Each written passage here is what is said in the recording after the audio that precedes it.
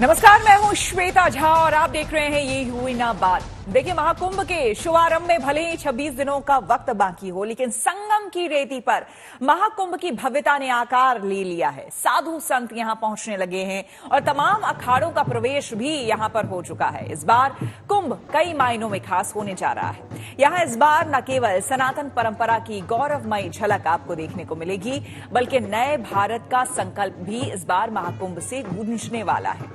कुंभ के जरिए हमारी सांस्कृतिक यात्रा बड़ी पुरानी है। युगों युगों से इस महाकुंभ ने हमारी परंपरा और हमारे संस्कृति, साथ ही संस्कारों को और जीवंत बनाया है। वक्त का पहिया फिर हमें पूर्ण कुंभ के पड़ाव पर ले आया है।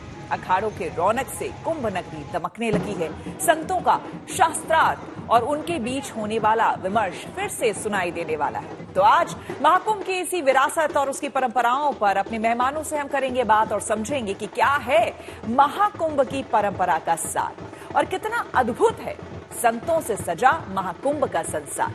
इस पर अपने खास अतिथियों से करेंगे हम बातचीत, मिलवाएंगे आपको उनसे, लेकिन उससे पहले आपको हम दिखा देते हैं कुंभ नगरी के कुछ रंग।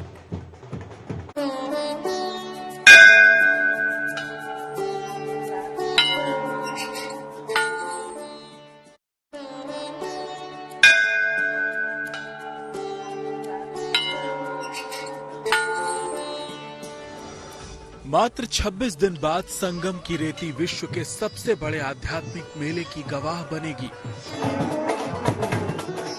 ये मौका सनातन की उस परंपरा के साथ साक्षात्कार का होगा जो अद्भुत है, अद्वितीय है।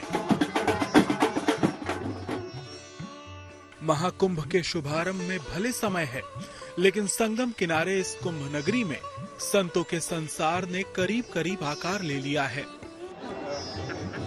ये धर्म, अध्यात्म और संस्कृति के वाहक साधु संत हैं, जो अपने अखाड़ों की आन बान और शान के लिए महाकुंभ में शामिल होने पधार चुके हैं। सनातन ज्ञान के ये तेजस्वी त्रिवेणी के तट पर लगने जा रहे आस्था के महासमागम महाकुंभ में शामिल होने के लिए महाकुंभ ग्राम में प्रवेश कर चुके हैं। सनातन की अलख जगाने श्री पंचदश नाम जूना अखाड़ा महाकुंभ नगर में भव्य प्रवेश कर चुका है।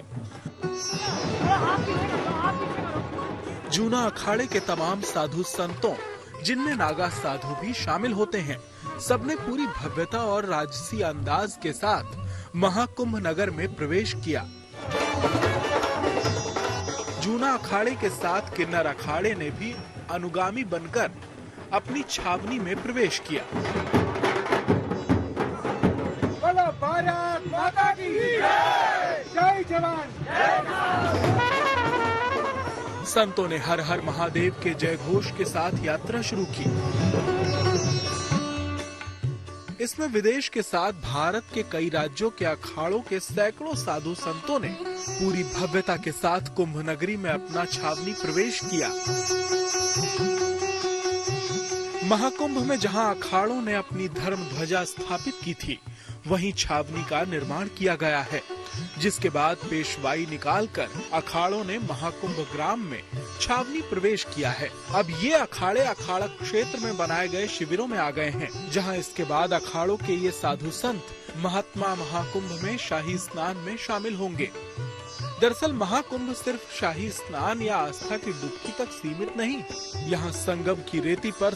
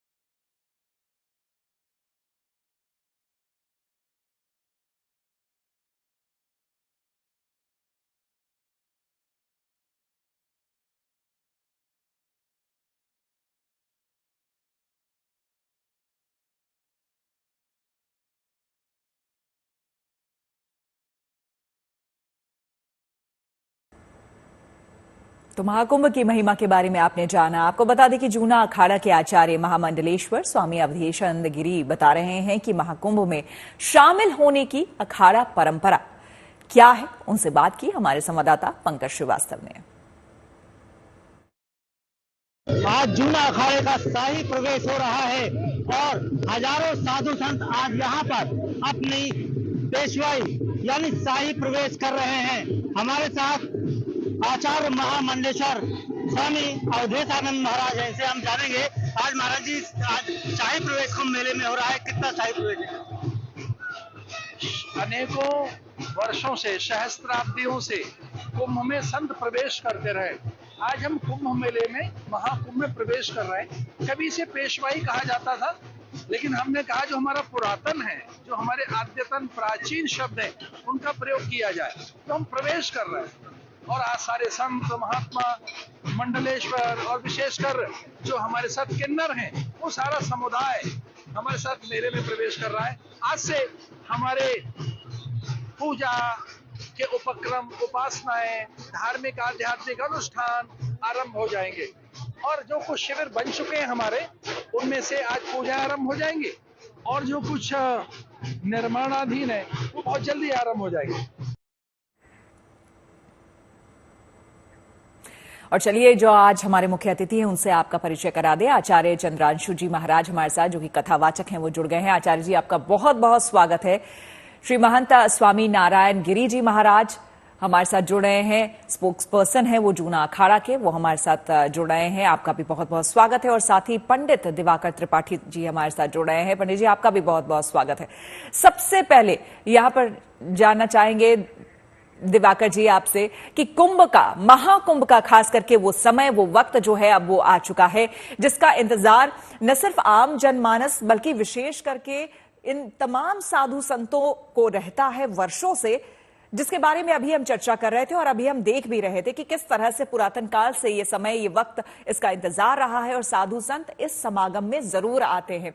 तो ये बताइए, 1 महीने से भी कम का वक्त बचा है दिवाकर जी, लेकिन इस बार का जो संयोग बन रहा है महाकुंभ का, वो किस तरह का संयोग बन रहा है साधु संतों के लिए भी और आम जनमानस के लिए भी?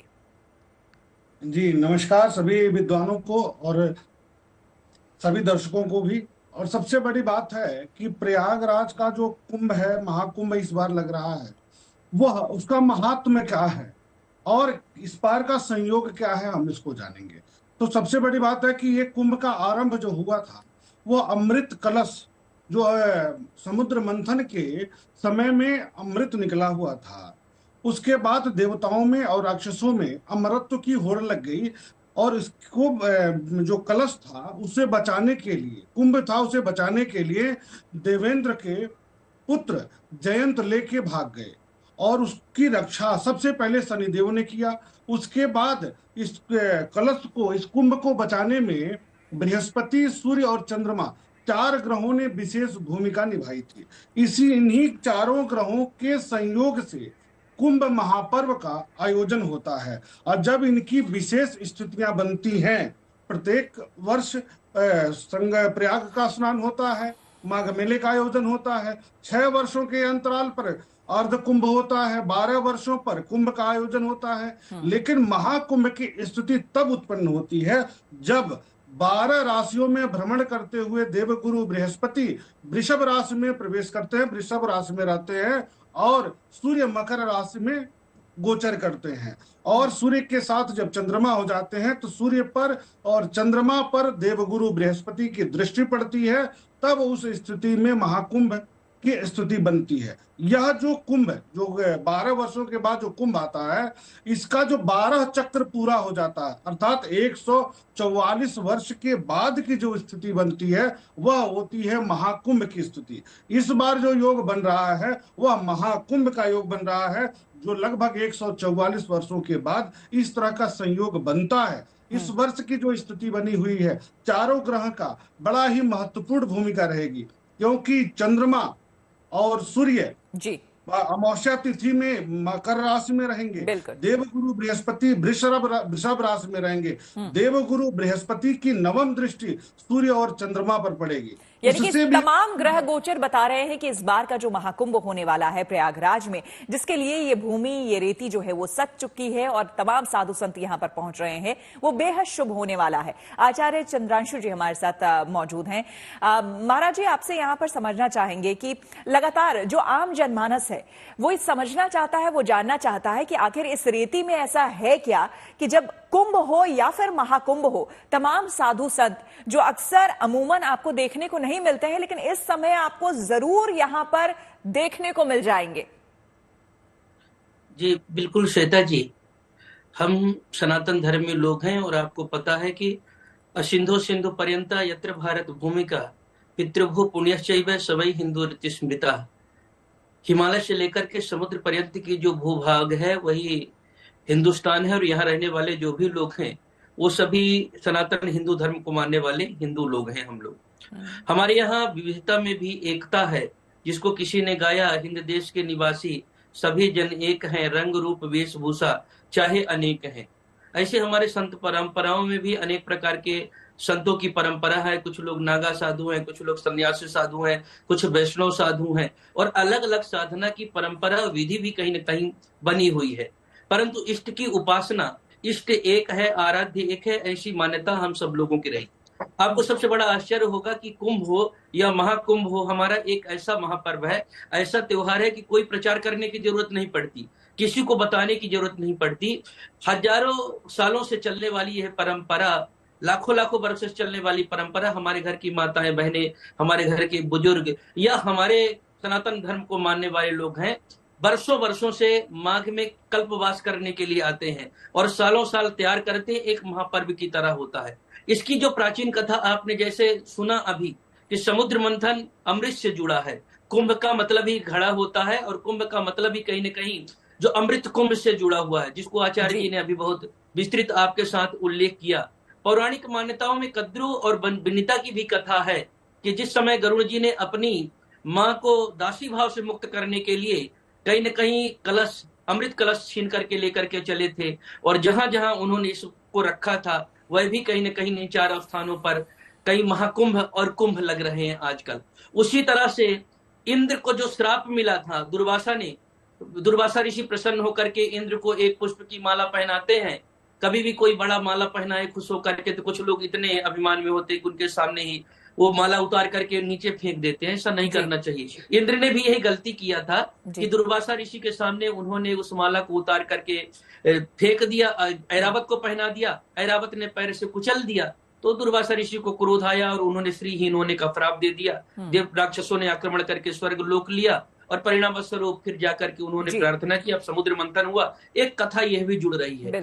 तो ये जो अमृत कुंभ की बात है, अमृत महोत्सव के रूप में जो सनातन हिंदू धर्म मानता आ रहा है, इसका पौराणिक ऐतिहासिक ऐसा महात्मा है कि आज भी कहीं प्रचार की जरूरत नहीं, कुछ भी कहने की जरूरत नहीं है। आप तमाम साधु संत, आपने बिल्कुल सही कहा। इसीलिए अभी हम सुन भी रहे थे अवधेशानंद जी को, जिन्होंने साफ तौर पर कहा कि इसमें किसी तरह की प्रचार या फिर आमंत्रण की जरूरत नहीं होती है, अपने आप तमाम लोग जो हैं वो खिंचे चले आते हैं। श्री महंत स्वामी नारायण गिरि जी हमारे साथ जुड़े हुए हैं। नारायण गिरि जी महाराज, आपसे यहाँ पर समझना चाहेंगे, चूंकि आप वेदों के ज्ञाता हैं, आप विद्वान हैं, आप समझते हैं धर्म को, और खास करके राजधर्म कहा यह भी जाता है शुरुआत में कि आदि शंकराचार्य ने ही अखाड़ों के नाम रखे थे। आप ये अखाड़ा परंपरा जो है आदि गुरु शंकराचार्य ने ही इसकी शुरुआत एक तरह से की थी। समझना चाहेंगे और आम जनमानस के लिए भी अगर आप बता पाएं कि इन अखाड़ों का क्या है कनेक्शन कुंभ से, क्योंकि आज की जो युवा पीढ़ी है वो बहुत नहीं जानती है, अगर आप कुछ बता पाए। देखिए, विशेष रूप से जो कुंभ का है स्वरूप है, कुंभ मेले का मतलब ही है कि प्राचीन समय में एक जो कलश है, भारतीय संस्कृति परंपरा में हमारा कोई भी पूजा या शुभ मुहूर्त होता है तो कलश का पूजा वूजा उसमें होता है, कहीं भी स्थापित होता है, कहीं किसी भी प्रांत प्रतिष्ठा हो, किसी का शादी विवाह हो, कोई भी हो। तो ये अखाड़ों की जो आपने कहा परंपरा, ये आदि जगतगुरु शंकराचार्य जिनका केरला में कालड़ी में जन्म हुआ था और उन्होंने वहां पर जो है जन्म लेके पूरा भारत को जो है संपूर्ण देश में वैदिक धर्म और विद्रोहों को जो है यहाँ से विद्रोहों को मुक्त करके उन्होंने जो है हमारे देश में 700 साल करीब मुगलों का राज, 200 साल अंग्रेज, 700 साल से भी ज्यादा तो 2500 साल पहले जगत गुरु शंकराचार्य जी ने महाराज ने उस धर्म को स्थापित करके जो है ये नागा सन्यासी की परंपरा बनाई और उसमें 7 अखाड़े बनाए। 7 अखाड़ों की परंपरा में उसमें 6 अखाड़े जो है जिसमें नागा सन्यासी होते हैं जो अपने जीवन काल में अपना पिंड दान दे देते हैं धर्म रक्षा के लिए। जैसे आप समझते हैं कि आज के समय में बहुत से लोग समझते हैं कि भाई अखाड़ा का मतलब होता है कि पहलवानों का अखाड़ा, नहीं, ये धर्म का अखाड़ा है। यहाँ प्राचीन समय में ऐसे शब्द थे कि जैसे आज मान लीजिए समाज में कुछ बहुत से जगह जो ट्रस्ट बनता है, समिति बनती है, पार्टियां बनती है, उस समय में हमेशा से क्या शब्दों में और भाषा में परिवर्तन होता ही रहता है। तो उस प्राचीन काल में आज से मान लीजिए कि जब 1000 साल पहले जब इससे पहले ऐसी स्थिति बनी थी, तब जो है जगत गुरु शंकराचार्य जी महाराज ने इसको जो है अखाड़ों को स्थापना करके भारत में 4 मठों का स्थापना किया था। जैसे अपना जो है ज्योतिर्पीठ है हिमालय में है, और द्वारका में शारदा पीठ है, गोवर्धन पीठ है, पूर्व में जो है अपना जगन्नाथपुरी में, और दक्षिण भारत में जो है श्रृंगेरी पीठ है। तो 4 मठों का स्थापना किया। और अखाड़ों की परंपरा में भी आज भी कुंभ में जो कुंभ है वो अखाड़ों की परंपराओं का कुंभ होता है। यहाँ पर साधु संत जो है पहले समय में मान्य राजा हर्षवर्धन आए, कुछ दान देके गए। पुराने समय में पूरा विश्व से सारे भारत, जब पूरा विश्व एक परिवार के रूप में मानते हैं हम लोग के, धर्म की जय हो, अधर्म का नाश हो, प्राणियम सद्भाव, विश्व का कल्याण हो, तो पूरा विश्व को एक कुटुंब मानते। तो पूरा विश्व का चिंतन उस समय में एक कुंभ मेले में आके उस टाइम होता था। प्राचीन समय में जो भी कथाएं रही है उसका अलग विषय है, परंतु जो भारत को हमेशा से जो हमारा संस्कृत राष्ट्र है, क्योंकि भारतीय जो धर्म है मम जीव लोग जीव भूता सनातना, तो हमारा धर्म जो है प्राकृतिक ईश्वरीय धर्म है, प्राकृतिक धर्म है। वो दुनिया में जितने भी धर्म है वो संप्रदाय है, पंथ है।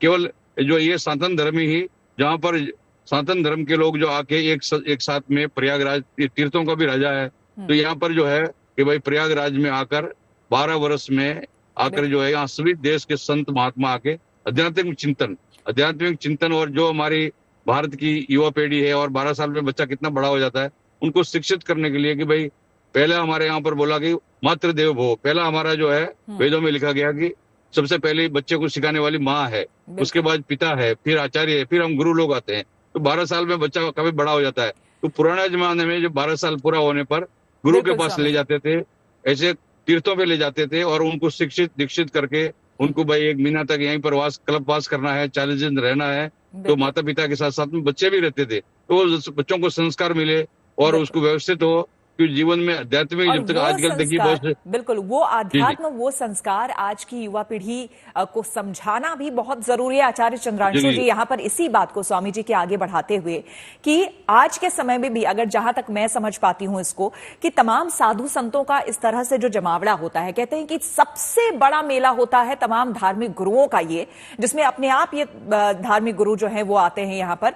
तो यहां आने का मतलब ही ये है कि आम जनमानस से मिलजुल कर, क्योंकि यहां आम जनमानस भी, जनता भी यहां पर आती है, तमाम लोग यहां पर आते हैं, तो उनके साथ मिलजुल कर जो शिक्षा उनके पास है, जो आध्यात्म की शिक्षा उनके पास है, जो आगे देश किस तरह से प्रगति करे, उन्नति करे, उसको लेकर जो मार्गदर्शन है वो आम जनमानस के बीच एक तरह से साझा करना और उन्हें बताना एक बहुत बड़ा मकसद। चंद्राशु जी। श्वेता जी, जैसे हमने कहा कि कुंभ का मतलब घड़ा होता है, तो उसका मतलब यह है कि जितनी भी संस्कृतियां हैं उनका समागम भी संगम के माध्यम से है, और आध्यात्मिक सनातन संस्कृति का प्रचार भी उसमें समाहित होता है। और मुझको लगता है कि अभी दुनिया को अगर जरूरत है कहीं ना कहीं, तो सनातन संस्कृति और हमारे धर्म की जरूरत है, क्योंकि मूल अगर कहीं किसी के पास सूत्र है तो हमारे पास ही है। सनातन हिंदू धर्म ही एकमात्र अपनी बात नहीं करता। जब भी हम लोग बोलते हैं अपनी प्रार्थनाओं में, तो सर्वे भवन्तु सुखिनः, सर्वे सन्तु निरामया, सर्वे भद्राणि पश्यन्तु मा कश्चित् दुःखभाग् भवेत्। हम सबको सुखी बनाना चाहते हैं। हम पूरे पृथ्वी का वसुधैव कुटुम्बकम, पूरे पृथ्वी को अपना परिवार मान करके और पूरे पृथ्वी का कल्याण चाहते हैं। हम अपना व्यक्तिगत कुछ भी नहीं करना चाहते। तो जब हम आते हैं, मैं गारंटी के साथ कहता हूं कि इस 21वीं शताब्दी में लोग मंगल ग्रह तक पहुंच गए हैं, पर जीवन में मंगल कैसे आएगा? केवल हमारी आध्यात्मिक सनातन संस्कृति को छोड़ करके जीवन में मंगल आए, किसी के पास कोई रास्ता नहीं है, कहीं कोई जगह नहीं है। इसलिए ये हमारा जो महाकुंभ होता है केवल मोक्ष प्राप्ति करने का ही साधन नहीं है।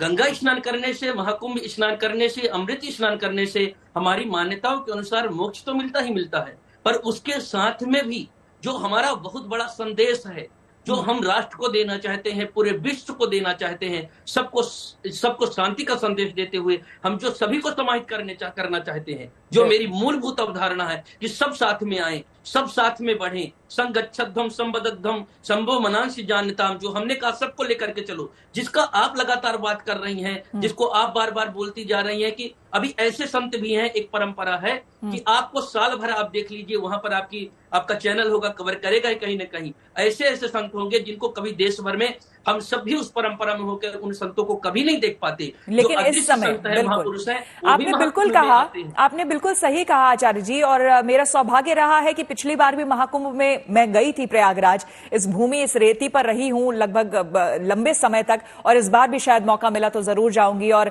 आप जैसे साधु संतों का वहां पर आशीर्वाद मिलेगा। लेकिन पंडित दिवाकर जी, चूंकि आप खुद भी इसी संगम नगरी से आते हैं, इसी धरती इस पावन भूमि से आते हैं, ये बताइए कि जिस बात की चर्चा हम कर रहे हैं कि सनातन धर्म साथ ही साथ साधु संतों का समागम, इसको अगर बाहरी नजर से देखें तो लोगों को एक बार के लिए लगता है कि शायद यहां पर सिर्फ आध्यात्मिक मेला ये लग रहा है। लेकिन जो मैं कहना चाह रही हूं कि ये सिर्फ एक आध्यात्मिक मेला नहीं है, बल्कि आध्यात्म से बढ़कर बहुत आगे जो जनमानस है, राष्ट्र के प्रति प्रेम, हमारे समाज के प्रति प्रेम, और अजब गजब बाबा भी हम देख रहे हैं कि देखिए एनवायरमेंट बाबा भी आ रहे हैं, जो कि हमारा पर्यावरण किस तरह से सही रहे, स्वच्छ रहे, और किस तरह से ग्लोबल वार्मिंग को हम कम कर सकते हैं, उसके लिए भी वहां पर बताया जा रहा है। देखिए, ये परम पुण्यदायक जो स्थल है, पवित्र स्थल है, प्रयाग का जो तट है, संगम तट पर, यहाँ पर जितने भी साधु संत आते हैं, सब में देवता का वास होता है।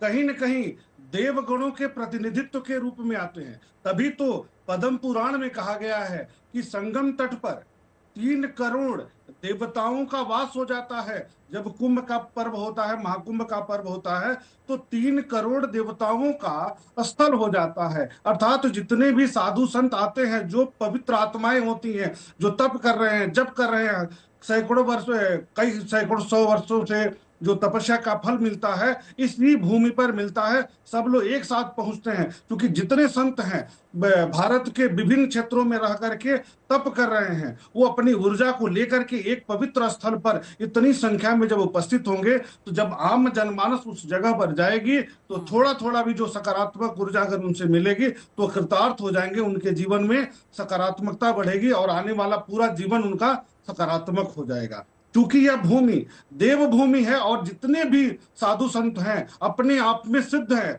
जैसे कि स्वामी नारायण गिरी जी ने बताया, चंद्रांशु जी ने बताया कि ये अपनी अपनी परंपराएं हैं, अपनी अपनी अखाड़े हैं, उनकी सिद्धियां हमें एक जगह एकत्रित रूप से मिल जाती हैं। हम आते हैं, गंगा में स्नान करते हैं, इसका भी एक बड़ा महत्व है कि जब अखाड़े स्नान कर लेते हैं तो आम जनमानस के लिए वह जगह खोल दी जाती है। अर्थात उस जल में इनकी सकारात्मक ऊर्जा, जो पवित्रता है, जो तप का बल है, वो जल में घुल जाता है और आम जनमानस को मिलती है। और गंगा नदी जहां जहां प्रभावित होती है, उस ऊर्जा के साथ बहती हैं। जो भी लोग स्नान करते हैं, जहां भी, चाहे वो बनारस का घाट हो, चाहे पटना की जगह पर हो, बिहार में हो, उस सभी जगहों पर इनके पुण्य का फल उनको मिलता है। ये अपने आप में अक्षय बात। आचार्य जी, आपसे यहाँ पर समझना चाहेंगे कि हम सनातन की बात कर रहे थे, कुंभ की बात कर रहे थे, लेकिन साथ ही साथ चंद्रांशु जी ये भी आपसे समझना चाहेंगे कि यहाँ पर इस बार की अगर हम बात करें, महाकुंभ में इस बार आप क्या कुछ विशेष देख पा रहे हैं? क्योंकि हमने यहां पर देखा, अब तक जो खबरें आ रही हैं जिस तरह से, वहां पर ऐसे ऐसे हठयोगी आ रहे हैं जिन्होंने न जाने विश्व शांति के लिए और पूरे विश्व के कल्याण के लिए ऐसे ऐसे हठ किए हैं जिसे देखकर लगता है कि ये नामुमकिन है। आखिर ये संभव कैसे हो पाता है किसी भी हठयोगी के लिए भी?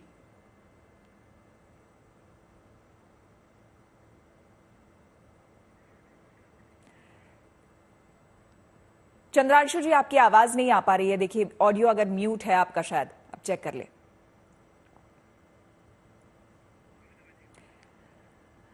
स्वामी नारायण गिरी जी हमारे साथ बने हुए हैं। स्वामी जी, आपसे समझना चाहेंगे, हठ योग की हम बात कर रहे हैं, यहाँ पर ऐसी तस्वीरें हमारे पास आ रही है जिसमें कि न जाने कितने किलो का रुद्राक्ष की माला जो है वो धारण करके एक मुकुट बनाया हुआ है, उन्होंने, और 12 वर्षों से लगभग जो है वो इसी तरह से रह रहे हैं। और ना जाने किस अलग अलग तरह का हठयोग हम देख रहे हैं। कई बाबा ऐसे हैं जो कांटों पर आपको नजर आते हैं और कितने वर्षों से इस हठयोग को कर रहे हैं। तो इस तपस्या के पीछे कहां से प्रेरणा आती है और इतनी शक्ति कैसे आती है? स्वामी जी करूंगा अपने मत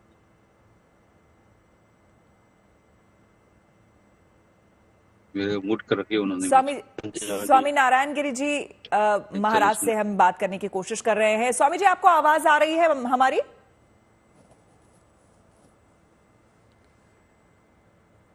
स्वामी नारायण गिरी जी,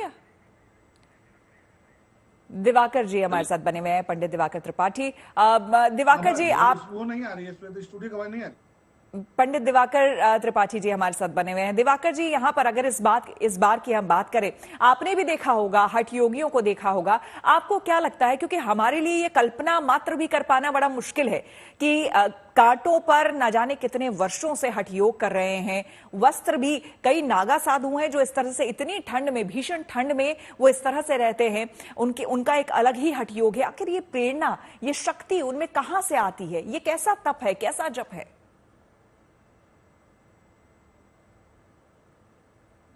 दिवाकर जी देखिए, ईश्वर को पाने का अनेक मार्ग है। भक्ति मार्ग है, हठ योग है। तो उन विधियों में एक जो विधि है हठ योग कि हम भगवान को इस मार्ग से प्राप्त करेंगे और उसके लिए अपने शरीर की ऊर्जा को अपने अंदर समाहित करके ईश्वर से अपना कनेक्शन जोड़ते हैं। और जब हठ योग पूर्ण हो जाता है, धीरे धीरे धीरे धीरे उनके अंदर आत्म विकास होने लगता है, ऊर्जा का प्रवाह बढ़ जाता है और ईश्वर से साक्षात्कार की स्थिति बन जाती है। जैसे कि हमें किसी से अनन्य स्नेह हो जाए और हम हठ कर लें कि जब तक यह मिलेगा नहीं तब तक हम इस चीज को नहीं करेंगे या हम कोई भी कार्य नहीं करेंगे जब तक यह मिल ना जाए, और उसके लिए चाहे हमारे प्राण क्यों ना चले जाए।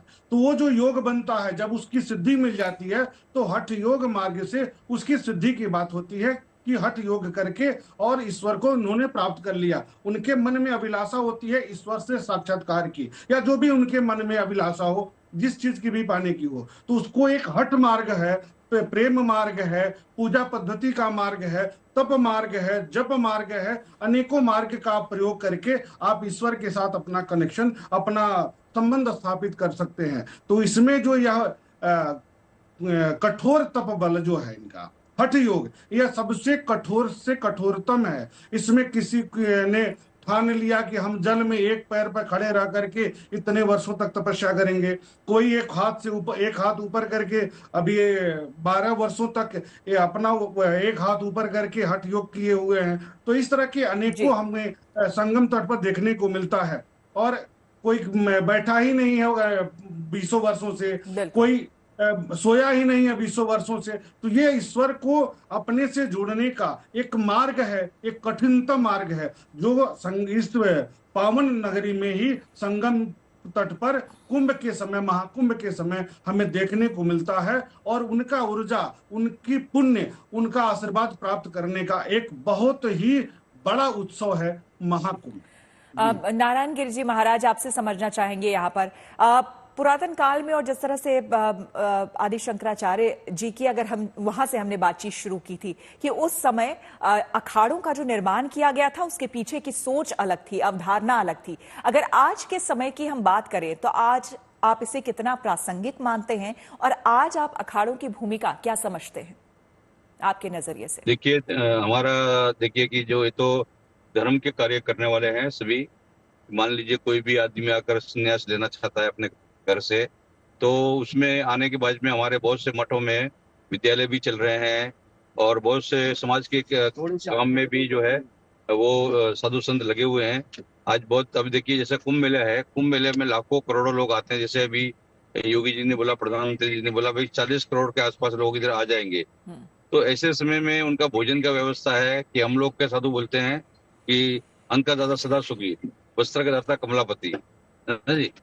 तो भोजन और अन्न का जो है ये विशेष रूप से ये अपना जो है साधु संत इतने नहीं होंगे तो भोजन की व्यवस्था कौन करेगा, क्या है। तो कोई भी अपने व्यक्ति जो आज के समय मानसिक रूप से भी तनाव होता है, कोई भाई साधु संतों के पास आते हैं, उनको समझाते हैं, प्रवचन वगैरह है। जैसे हमारे जूना अखाड़े की परंपरा में है तो हम लोग पहले आने के बाद में उसको पहले उसको ब्रह्मचारी के रूप में बनाते हैं, चारों मठों के जो ब्रह्मचारी होते हैं, फिर उसको महापुरुष बनाते हैं, फिर उसको नागा बनाते हैं, फिर उसको महंत बनाते हैं, फिर महामंडलेश्वर बनाते हैं। इस तरह से हमारी प्रक्रिया होती है भाई। उनका पिंडदान वगैरह करके भाई घर वालों से कोई संबंध नहीं है, आप पूरा राष्ट्र की और संपूर्ण समाज की सेवा के लिए अब आप तत्पर हो जाए। तो इस तरह से आज के समय में बहुत ज्यादा प्रसंग है। आज की जो युवा पीढ़ी है और विशेष रूप से आज लोगों में बहुत घरों में भी भटकाव है, बहुत से माता लोगों को भी तलाक वगैरह हो जाता है, आपस में मतभेद होता है, तो माई लोग भी आके सन्यासन के रूप में वो भी सन्यास ग्रहण कर सकती है। तो आज भी अखाड़ों का पहले जितना महत्व था उससे ज्यादा जिम्मेदारी भी है और बहुत बड़ा महत्व भी है। जगतगुरु शंकराचार्य जी ने, उनका तो एक उद्देश्य यही था कि समस्त कल्याण करने के लिए, सभी जीवों को कल्याण करने के लिए, और उसमें कि सबको आध्यात्मिक शक्ति के रूप में उनको जो है ये जो विशेष रूप से सभी लोगों में चेतना के रूप में वो जो है, और समय समय पर जो है ऐसी परिस्थितियां देश के अंदर बनती रहती है। इस वजह से जो है आज के समय में अगर मान लीजिए कोई व्यक्ति आध्यात्मिक क्षेत्र में आ गया है तो उसको जीवन में संतुलन होगा, शांति होगी, और वो परमात्मा के प्रति भी जो है उसका भाव, अच्छे भाव होंगे, वो प्रत्येक जीव के भी प्रति अच्छे भाव होंगे कि जैसे हमारा कोई भी मनुष्य है उसके प्रति भी अच्छा भाव होगा। तो सकारात्मक जो सोच जो है वो साधु संत है, महात्मा है, वो उनके अंदर तो अभी देखिए कि वो हमारे परंपरा में कहते हैं ऊर्जा कभी नष्ट नहीं होती है। तो जो है नकारात्मक ऊर्जा है तो उसको वो नुकसान पहुंचाएगी, और सकारात्मक ऊर्जा है तो वो अच्छा है। तो साधु संतों के पास आने वाला जो भी आता है तो उनको वो सकारात्मक ऊर्जा से वो परिपूर्ण करते हैं और वो जो है जीवन में अच्छा अच्छा कार्य करे। जी बिल्कुल। चंद्रांशु जी, जिस तरह से अभी स्वामी जी बता रहे थे, नारायण गिरी जी महाराज सकारात्मक ऊर्जा की बात कर रहे थे, और ये बात कर रहे थे क्योंकि मैंने इनसे पूछा था कि अभी आप कितना प्रासंगिक आज के समय में इसे मानते हैं, तो उस हिसाब से वो बता रहे थे। लेकिन वाकई इन्होंने बहुत एक अहम बात की, जो कि अक्सर आजकल जितने टॉपिक्स होते हैं हम चर्चा करते हैं, डॉक्टर्स से हम बात करते हैं, खास करके बिठा करके स्ट्रेस की बात करते हैं, हम ना जाने कितने तरह की समस्याओं की बात करते हैं, लोग पीड़ित हैं कई तरह के, ऐसी बीमारियां अब आ गई हैं जिसको पहले कभी लोगों ने सुना भी नहीं था, और वो सारी बीमारियां दिनचर्या से आपकी जुड़ी हुई होती है, और मानसिक, कहीं ना कहीं मानसिक तौर पर आप बहुत ही स्ट्रेस्ड है इसलिए होती है। तो वाकई क्या इसे ऐसा माना जाए कि महाकुंभ आम जनमानस के लिए एक ऐसी जगह है जहां पर आप अगर पहुंचते हैं तो न सिर्फ आपको धार्मिक और अपनी संस्कृति और परंपरा को लेकर ज्ञान होता है, बल्कि आप वहां से इतना कुछ लेकर के जाते हैं और साधु संतों से ऐसा आशीर्वाद आपको मिलता है कि आपके रोज के दिनचर्या में भी, आपके रोज के जीवन में भी आप एक स्थिर व्यक्ति के तौर पर, मानसिक तौर पर भी आपको स्थिरता मिलती है और सकारात्मक ऊर्जा का भंडार आप लेकर जाते हैं। श्वेता जी, अगर मैं तीर्थराज प्रयाग पर बात करने पर आऊंगा ना, तो ये तो महीनों वर्षों कम पड़ जाना है क्योंकि तीर्थराज प्रयाग ने हम लोगों को जो दिया हुआ है उसका वर्णन संभव नहीं है। इसलिए कि अगर आप देखेंगे, आपको पता है विमान शास्त्र के निर्माणकर्ता या बताने वाले कौन है? निर्माण शास्त्र के जो ऋषि हैं, विमान शास्त्री जिन्होंने बताया है, उनका नाम महर्षि भरद्वाज जी हैं। वो तीर्थराज प्रयाग में रहते हैं। अगर हम बताएंगे महाप्रलय की जो हमारी अवधारणा है, तो जो वहां पर वट वृक्ष है, जिसके लिए हम लोग रोज स्तुति में गाते हैं, करार बिंदेन पदार बिंदम मुखार बिंदेन बिनवेश्यंतम वटस्य पत्रस्य पुटे शयानम बालम मुकुंदम मनसा स्मरामी। कभी आप लोगों ने देखा होगा कि एक पीपल के, बट के वृक्ष पत्ते पर भगवान शयन किए हुए हैं, अपने चरणामृत को स्वयं लेते हुए मुख पर। वो तीर्थराज प्रयाग का दृश्य है। गंगा जी की बात करें तो गंगा तो दर्शनात् मुक्ति, गंगा का केवल दर्शन करने मात्र से मुक्ति है। गंगा की महिमा तो हमारे यहाँ इतनी है कि गंगा गंगे यो ब्रूयात योजना नाम सतैरपि मुच्यते सर्व पापेभ्यो विष्णुलोकम सगच्छति। 100 योजन दूर से कोई हर हर गंगे कह के नहाए तो कल्याण हो जाता है। साक्षात गंगा में जाकर के नहाए, उसका वर्णन कर पाना कितना होगा। दुनिया का एकमात्र गंगा जी का जल ऐसा है कि अस्थि वहां पर इतनी विसर्जित होती है, पर विसर्जित होते अस्थि अपने आप गल जाती है। वहां पर मोक्षदायिनी गंगा वहां पर है। ऋषि मुनि, अब एक सबसे बड़ा आश्चर्य लगता है कि व्यक्ति बहुत दुखी होता है तो क्या बोलता है, हे राम, हाय राम, आरामः कल्प वृक्षाणाम विरामः सकलापदाम अभिरामः त्रिलोकानाम भूयो भगवान सनः प्रभु। भगवान राम दुनिया को आराम देते हैं। पर तीर्थराज प्रयाग की ऐसी भूमि है, जब पहली बार 14 वर्ष वनवास के लिए वो निकल करके तीर्थराज प्रयाग में पहुंचते हैं तो गोस्वामी जी की रामचरितमानस की चौपाई बोल पड़ती है, अस तीरथ पति देख सुहावा सुख सागर रघुबर सुख पावा। जो राम जी दुनिया को सुख देते हैं, तीर्थराज प्रयाग राम जी को भी सुखी बना रहे हैं। ऐसे तीर्थराज प्रयागराज है। तो आप बताइए, एक साथ इतने संत, इतने भक्त, इतने साधक, इतने राष्ट्र कल्याण की करने वाले लोग, प्रयागराज तपों में लिप्त लोग, तो फिर कितना अद्भुत दृश्य होगा। प्रयागराज के बारे में तो कहा ही गया है कि वहां पर कण कण में देवताओं का वास है, इसीलिए वहां की रेती पे जब अगर आप जाते हैं तो रेती को भी अगर आप माथे से लगा ले तो आपको पुण्य की प्राप्ति मिलती है। वहां का महात्म्य ही इस तरह का है। दिवाकर जी, आपसे यहाँ पर समझना चाहेंगे कि अब यहाँ पर देखिए साधु संत तो आते ही हैं, लेकिन जहां तक आम जनमानस की बात है, चूंकि आप भी जानते हैं, आप भी वहीं के रहने वाले हैं, कि वहां पर कल्पवासी भी बहुत बड़ी संख्या में आते हैं और कल्पवास का विशेष महत्व भी है। तो आपसे जरा हम समझना चाहेंगे कि कल्पवास कब से इस बार शुरू हो रहा है, उसकी तिथि क्या होती है और खास करके उसमें किन किन बातों का विशेष करके आपको ध्यान रखना चाहिए। कल्पवास का जो महत्व है, 1 महीने तक जो आम जनमानस अपने कार्यों में पूरे वर्ष भर व्यस्त रहता है, 1 महीने ईश्वर के निकट रह करके, ईश्वर की आराधना करके अपने जीवन के इस लोक को और परलोक को बनाने का कार्य करता है। इसलिए त्रिवेणी के तट पर प्रत्येक वर्ष माघ कृष्ण पक्ष प्रतिपदा से 1 दिन पहले पौष शुक्ल पक्ष पूर्णिमा तिथि से इसका आयोजन आरंभ होता है। माघ मेले का आयोजन आरंभ होता है, कुंभ का आयोजन आरंभ होता है और यह निरंतर 1 महीने तक वहां पर रह करके जप तप अनुष्ठान किया जाता है। क्योंकि कहा गया है, पद्म पुराण में कहा गया है कि समक्ष मोक्षदायिनी सप्तपुरियां और समस्त तीर्थों का पुण्य माघ महीने में प्रयाग के तट पर प्राप्त हो जाता है। शुद्धिकरण के लिए इससे बड़ा कोई तीर्थ नहीं है, कोई स्थान नहीं है। और जो मनुष्य है, मानव का जो 4 धर्म है कि धर्म अर्थ काम और मोक्ष, जो 4 उद्देश्य है जीवन का, उसकी प्राप्ति यहाँ पर अगर हम रह करके जप तप अनुष्ठान यज्ञ हवन करते हैं तो उसकी प्राप्ति सहजता पूर्वक हो जाती है। क्योंकि कूर्म पुराण में एक जगह वर्णित है, इसका मैं जिक्र जरूर करना चाहूंगा कि अन्य क्षेत्रे कृतम पापम पुण्य क्षेत्रे विनश्यति, पुण्य क्षेत्रे कृतम पापम प्रयागे तीर्थ नायके, अर्थात किसी अन्य क्षेत्र में किए गए पाप कर्म का नाश पुण्य क्षेत्र में निवास करने से हो जाता है, लेकिन किसी भी क्षेत्र में किया गया पाप कर्म प्रयाग के पावन तट पर यदि आप आकर के निवास करते हैं तो उसका क्षय हो जाता है, समापन हो जाता है और व्यक्ति को मोक्ष की प्राप्ति हो जाती है। इसीलिए आम जनमानस के लिए सबसे बड़ा जो आयोजन होता है, कुंभ का आयोजन होता है, महाकुंभ का होता है, माघ मेले का होता है। तो कल्पवास के रूप में ये लोग गंगा तट पर आते हैं और वहां पर 1 महीने तक गंगा स्नान करते हैं। अच्छा, माघ महीने में गंगा स्नान का अपने आप में विशेष महत्व है शास्त्रों में, इसलिए 1 महीने तक स्नान करते हैं, जब तप अनुष्ठान करते हैं और अपने इहलोक को और परलोक को बनाते हैं। और यही इसका महत्व है, क्योंकि हर जगह चाहे वो पद्म पुराण हो, कूर्म पुराण हो, वामन पुराण हो, मत्स्य पुराण हो, सभी पुराणों में प्रयागराज के तट पर माघ मेले, कुंभ मेले और महाकुंभ के जो उत्सव का वर्णन अनंत रूपों से बताया गया है। बिल्कुल बिल्कुल। स्वामी नारायण गिरि जी महाराज, आपसे एक आखिरी सवाल करना चाहेंगे। इस बार जितने भी लोग महाकुंभ में आने की तैयारी कर रहे हैं या फिर आने की सोच रहे हैं, तो मन में किस तरह की कामना लेकर वो वहां पर आए और साधु संतों से इस बार और किस तरह का उन्हें स्नेह और आशीर्वाद मिलेगा, क्योंकि आप लोग खुद वहां पर मौजूद रहेंगे। देखिए कि सभी लोग एक सकारात्मक भाव के लिए आते हैं और साधु संतों के आशीर्वाद प्राप्त करने के लिए आते हैं। और कोई भी आजकल समय में बहुत सी प्रकारों के लोगों को टेंशन है, तनाव है, तो उसमें एक भगवान की भक्ति है। अब त्रिवेणी संगम में स्नान करना है, अक्षय वट का दर्शन करना है, हनुमान जी महाराज का दर्शन करना है और साधु संतों से आशीर्वाद प्राप्त करना है। आशीर्वाद लेकर जो है उनको विशेष रूप से आशीर्वाद लेकर जाना है। तो आशीर्वाद के रूप में संतों से आशीर्वाद प्राप्त करने के लिए जो विशेष रूप से जो भगत लोग आते हैं, तो कोई न कोई भाव से आते हैं वो सभी।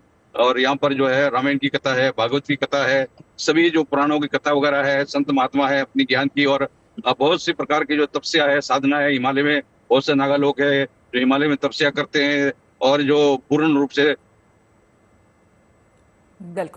में है और उनके अंदर में सकारात्मक ऊर्जा होती है और वो लोग जो है जो सात्विक भक्ति से परिप्त है, तो उनको वो आशीर्वाद प्राप्त करने की सभी के लोगों के मन में कामना होती है। तो इस भाव से लोग आते हैं और निश्चित रूप से उनको सभी संतों का आशीर्वाद उनको प्राप्त होता है। जी बिल्कुल, यानी कि ज्ञान का जिस तरह से हम समझ पा रहे हैं, ज्ञान का जो पुंज है वो प्रयागराज में इस वक्त मौजूद है। तमाम साधु संत जब वहां पर इस बार मौजूद होंगे तो उनसे ज्ञान प्राप्ति का, उनसे आशीर्वाद प्राप्ति का इससे बेहतर मौका आम जनमानस को मिलने वाला नहीं है। चाहे वो आध्यात्म के ज्ञान की बात हो या फिर देश प्रेम के या फिर समाज के को प्रेरित करने वाला ज्ञान हो। आप सभी का बहुत बहुत धन्यवाद हमारे साथ जुड़ने के लिए, और तमाम जनमानस के लिए यही है कि इस बार अब एक ही नारा, चले महाकुंभ। रुकेंगे इसी के साथ एक छोटे से ब्रेक के लिए। बने रहे हमारे साथ, देखते रहिए गुड न्यूज टुडे।